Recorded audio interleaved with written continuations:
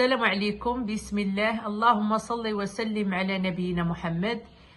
كي دايرين البنات والولاد، اخوان الاخوات، كلشي بخير. سمحوا لي تعطلت عليكم مع الوقت. اليوم جبت لكم واحد الوصفه زوينه ديال نمو الشعر، سهله، فيها غير 3 المكونات وكلهم فيهم فوائد. هانتوما البنات معايا، هانتوما البنات فيها العسل، هذا راه حر، اللي عنده العسل الحر واخا غير شويه، واخا معلقه، راه غنديروها معلقه من الجهه.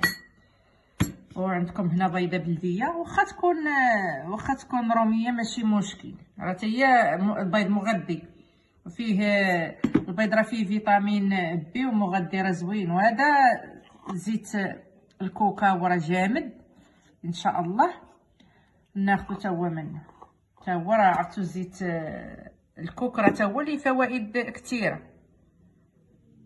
كيقولوا ليه جوز الهند، الكوك اللي على حساب الناس ديال الدول العربيه. ان شاء الله هانتوما معايا غنبداو نخلطوا، ناخذوا معلقه ديال العسل، هانتوما البنات،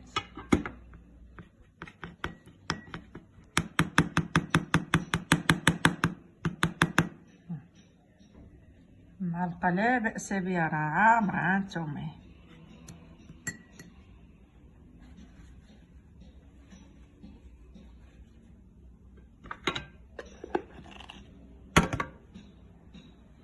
ناخذوا دابا الكوك تا هوايا،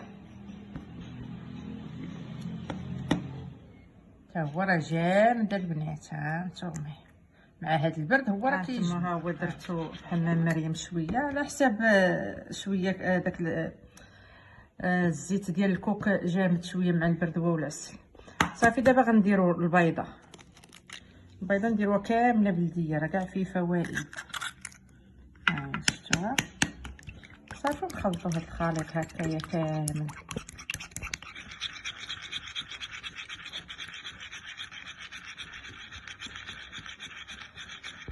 ها هو البنات، ها هو خلطناه، دابا يدار على الشعر بحال هكا، يتشقق به الشعر، شقق به مزيان وتخليه نص ساعه بحال اللي غادا تدوش حتى تغسل وتكمل وعاد تسلت شعرها. صافي تغسل بالشامبان عادي.